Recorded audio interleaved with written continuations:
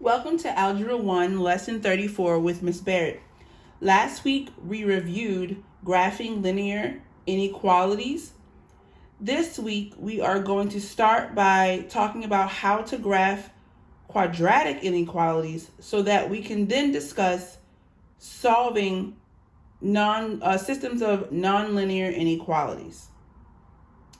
So, graphing quadratic inequalities. So when you graph quadratic inequalities, you graph the quadratic function, and we know how to do that.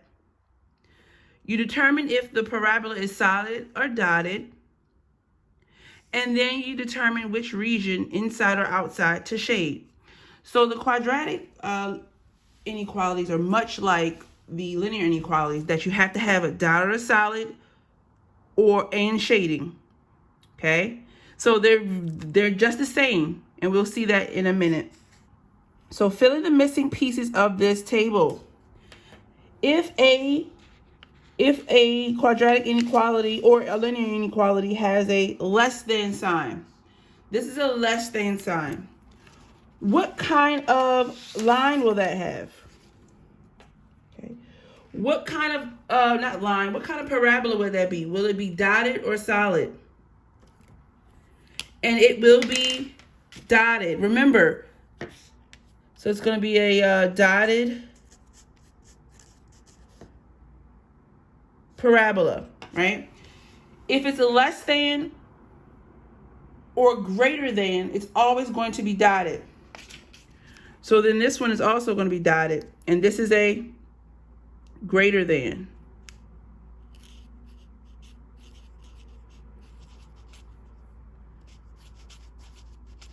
Remember, if you think about the inequality symbols like a mouth, so if my hand is the mouth, and wherever the mouth is open the widest, that means it's pointing towards the bigger number or the bigger quantity.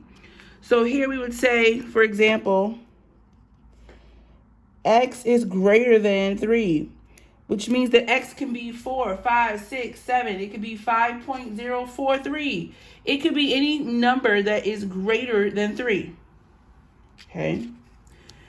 And of course, since it's just a greater than, and when it's just a less than, it's going to be a dotted or dashed parabola. Same thing.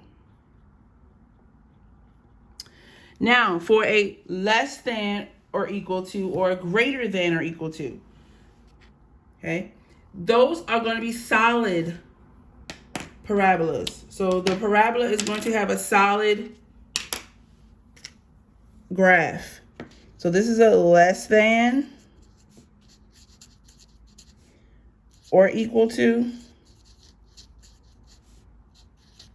Okay. And it's going to have a solid parabola. And then this greater than or equal to is going to also have a solid parabola. Okay. So it's the same exact rules as when we were dealing with linear inequalities. If the linear inequality was a greater than or less than, then it was a dotted line. If it was a greater than or equal to or less than equal to, it was a solid line. Remember, the difference depends on whether it's a equal to there. If it's equal to, then it's solid. Okay, now that we know what the parabola is going to look like based on the inequality, let's look at the steps to graph them. Now, it says, example 1, graph y is greater than x squared minus 4x plus 4. So, first thing you need to notice is that this is a quadratic, obviously, but it's in standard form. There are different steps for different forms of quadratic inequalities. So, because this is in standard form,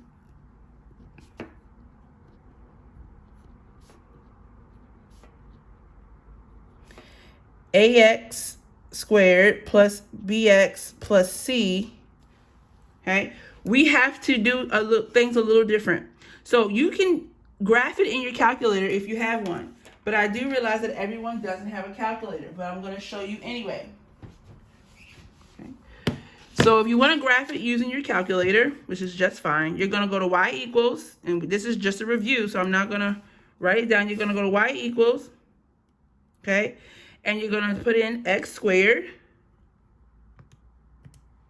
minus 4x plus 4. Just like we would do any other thing. Okay, so I put it in and then I press graph. Oop, I deleted it.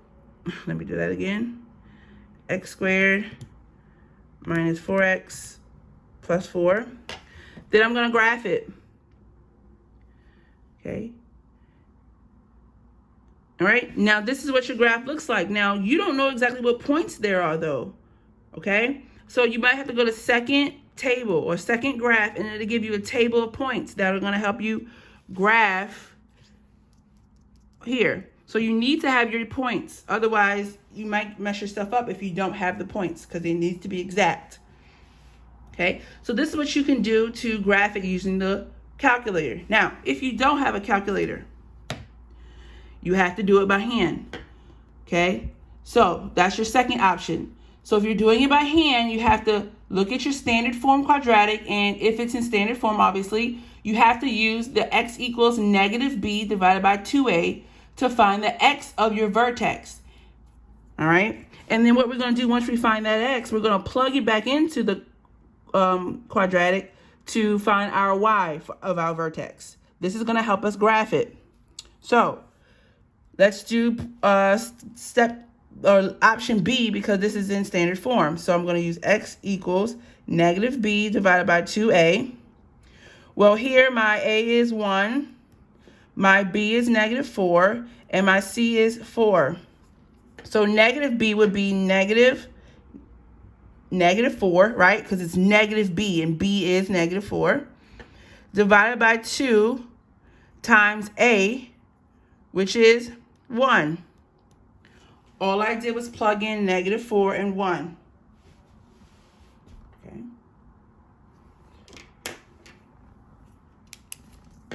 And the reason why I have to do it this way is because this is in standard form. Okay. So now I'm going to simplify. Negative 1, remember there's a visible 1 here, times negative 4 is 4, divided by 2 is 2. So this is my x value of my vertex. Now I'm going to plug this x value in, this 2, into the quadratic.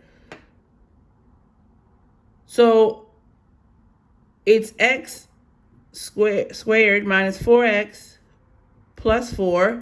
Now I'm going to plug in 2. So it's 2 squared minus 4 times 2 plus 4. Again, I'm trying to find my vertex so I can graph it. Because it's in standard form, I have to use this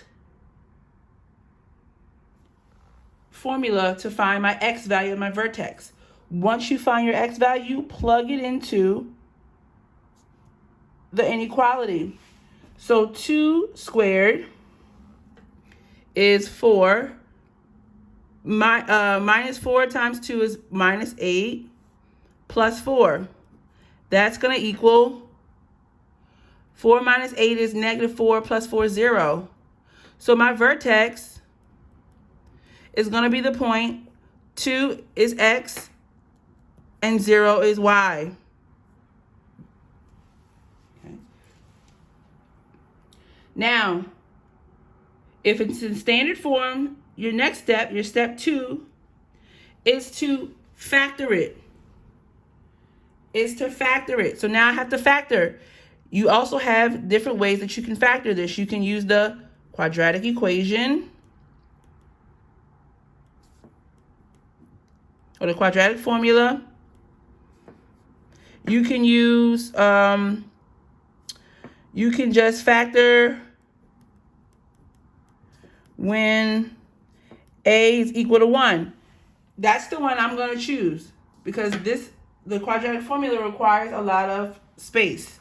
So we have here y is greater than x squared minus 4x plus 4.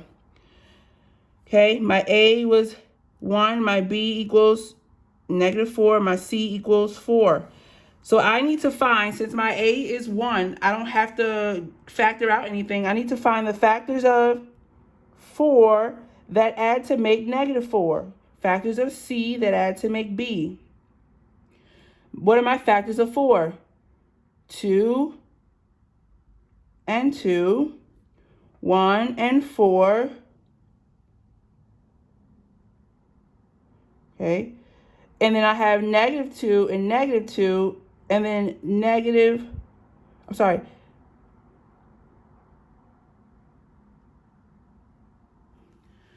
Okay. So I have, and -1 and -4. So now I've listed all of my factors of C, which is 4. Now, which one of these sets of factors or pairs of factors add to make -4? That would be -2 and -2. Okay, because -2 times -2 is +4, but -2 plus -2 is -4. So that means my factors are y is greater than x minus 2, x minus 2. Okay, these are my factors. Now I have to solve this to know what my intercepts are. So we know that if I have x minus 2 and I make it equal to 0, that means x is going to equal +2. And if x minus 2, I make this equal to 0, x is going to equal +2. So because these are the same, that means that it's only one 0, and that's at the point 0, -0, 2. I'm sorry, 2, 0. All right? So the vertex we found out is the point 2, 0. The x-intercepts is just the point 2, 0. And is it going to be dotted or solid? Well, looking at the inequality, it's a greater than, so it's going to be dotted because it's not equal to. We're going to test the point 0, 0 for shading, just like we did with linear. And then the y-intercept, if you remember, the y-intercept is always C. So the y-intercept is always C. So the y-intercept is going to be the point 0, 4. If that confused you, run that back. I'm going to say it again, but I want you to run that back. Remember, the y-intercept of a quadratic in standard form is always whatever the C is. Doesn't require any math. So now we have key information from doing our 3 steps. We know the vertex, we know the x-intercept, right? We know that it's dotted because it's a greater than, and we know that the y-intercept, or where the graph crosses the y-axis, is 0, 4 because the C value is 4. Now we're ready to graph it.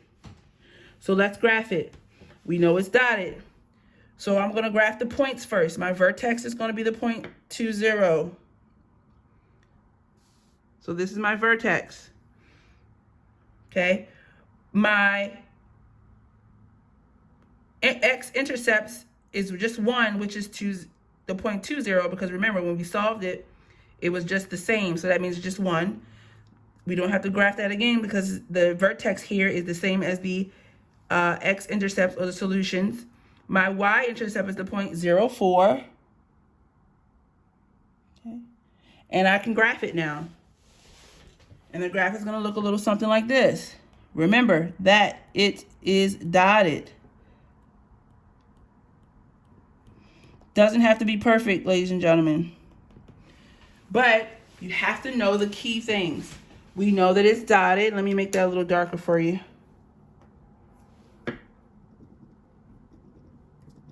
Because it's a greater than. We graphed our vertex and our x-intercepts.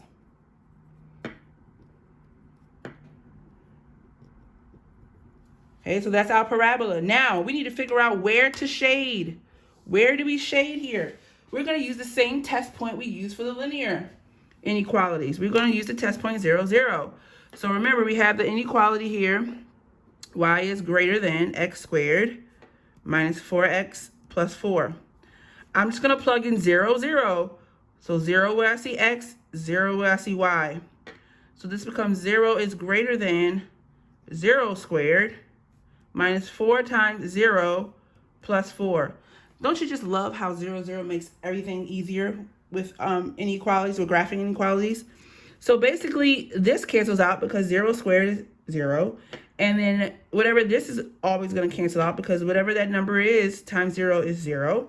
So we're left with 0 is greater than 4. And that is a false statement. So no, 0, 0 is not a solution. Okay, so again, because 0, 0 is not a solution, we're going to shade on the other side of 0, 0. Okay, so if this is the point 0, 0, and it's not a solution, I'm going to shade over here within the, or let's say inside the parabola. So I'm going to shade here inside the parabola because that's where the solutions are. Okay.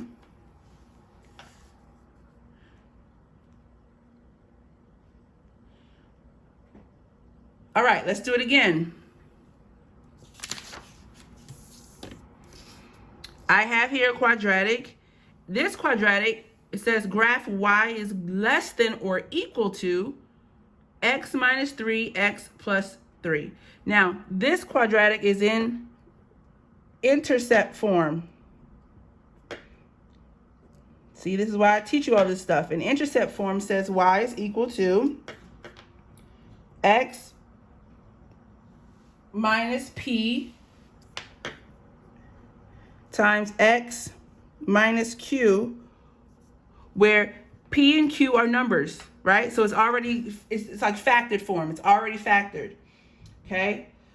So when you're in factored form, again, you can still graph it using your calculator, doing the same thing you did with standard form. Just put it in your y equals and look for your table of points so that you can graph it. But if it is, you don't have a graphing calculator, you have to use option C. And option C says if it's in intercept form, you have to use this formula to find the x of the vertex. And then once you find the x of the vertex using this formula, you then plug in the x back into the inequality. Okay, just like we did for standard, it's just a different formula because of the form. So now we have y is less than or equal to x minus 3,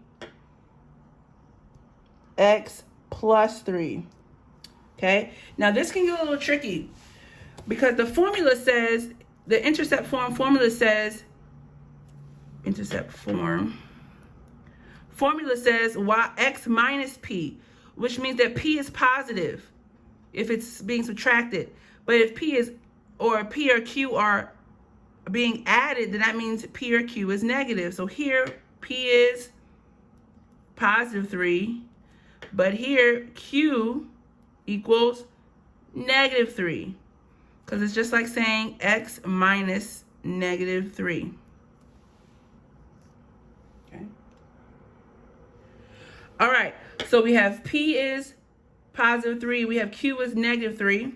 We're going to use this formula, x equals p plus q divided by 2 to find out x of our vertex. So that's going to become 3 plus negative 3 divided by 2. Well, 3 plus negative 3 is 0 divided by 2, which is just 0. Of course, you can always put that in your calculator if you get confused. So our x value of our vertex is going to be the point 0. Now we're going to plug this 0 back into this inequality to find out what our y is. So it's going to be y is less than or equal to 0 minus 3 times 0 plus 3. 0 minus 3 is negative 3 times 0 plus 3, which is 3, which becomes negative 9. Okay. So that means our vertex is going to be the point 0, negative 9. And we found that by knowing that because it's an intercept form, we have to use option C to find our x of our vertex. We plugged in our p and our q, which means it can be tricky if it's an x plus a number. Then we found out that our x was 0, and we plugged that 0 back into our quadratic inequality in intercept form. So now we know our vertex is 0, negative 9. Okay. Now, if the step 2 says if it's in standard form, you have to do step 2, which is factoring. Fortunately for you, this is already factored. Okay, but we still need to find our intercepts. So if we have y is less than x minus 3, x plus 3, we need to solve this. And so since it's x minus 3, we know that the solution or the x-intercept is 3. And we know that since this is x plus 3, we know that this is negative 3. Just imagine if we had solved for 0. X plus 3 equals 0. Subtract 3 on both sides. You get x equals negative 3. That's how we got that. Okay. Remember, factoring to solve. So it's already factored because it's an intercept form, but we still have to solve it to find the x-intercepts. So now our vertex is the point 0, negative 9. Our x-intercepts are the points because it's because it's the x-intercept, y is always 0. So it's the points 3, 0, and the points negative 3, 0. Okay. Is it going to be dotted or solid? Let's look at our inequality symbol. Because it's a less than or equal to, it's going to be solid. Okay. So this is going to be solid. Okay, now I did have y-intercept here, but it's hard to identify your y-intercept when you're dealing with intercept form, and I don't want you to have to do too many calculations. So if you graph your vertex and you graph your x-intercepts, then you should be fine graphing when you're in intercept form. So my vertex actually is off the map a little bit, off the graph a little bit. It's going to be about right here. That's negative 9. So that's going to be our vertex. 0, negative 9. Okay.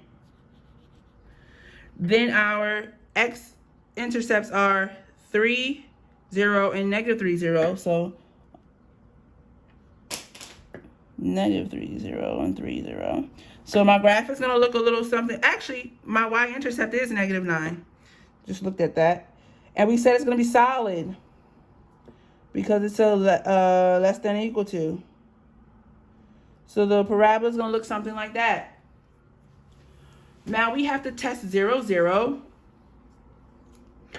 to see where we shade. So it says y is less than or equal to x minus 3, x plus 3. So in order to test where to shade, I'm going to plug in 0 for y and 0 for x. So it becomes 0 is less than or equal to 0 minus 3 times 0 plus 3. So it says 0 is less than. Now 0 minus 3 is 3, negative 3, times 0 plus 3, which is 3, which is 0 is less than negative 9.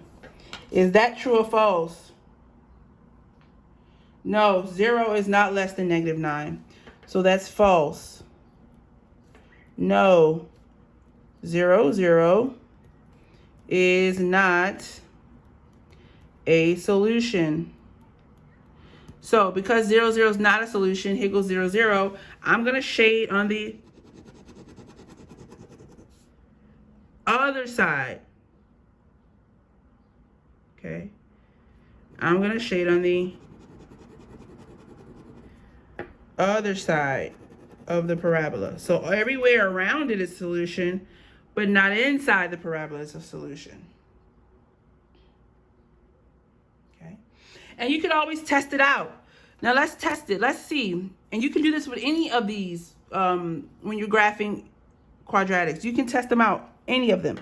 So let's say I wanted to say, well, let me check to see that the point 0,4 is 40 is a solution. I'm just going to plug in 40. Okay, so now y is less than or equal to x minus 3, x plus 3. Let's test to see if 40 is a solution where x is 4 and y is 0. So it becomes 0 is less than or equal to 4 minus 3 times 4 plus 3.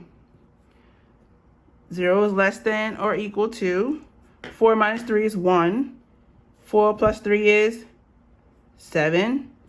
And then 1 times 7 is 7. So is 0 less than or equal to 7? Yes. Yes. So you can test it. If you think you're shading in the wrong area, test one of the points. I mean, we already tested 0, 0, so you should be accurate. But if you're just trying to get accuracy and making sure you're okay, you could test any point where you think you should shade. Okay? You will practice. Will be 2 problems just like these. One in standard form and one in intercept form. Of course, it's going to be different numbers. Okay? If you have any questions or concerns, please don't hesitate to email me or to comment on Google Classroom. Bye.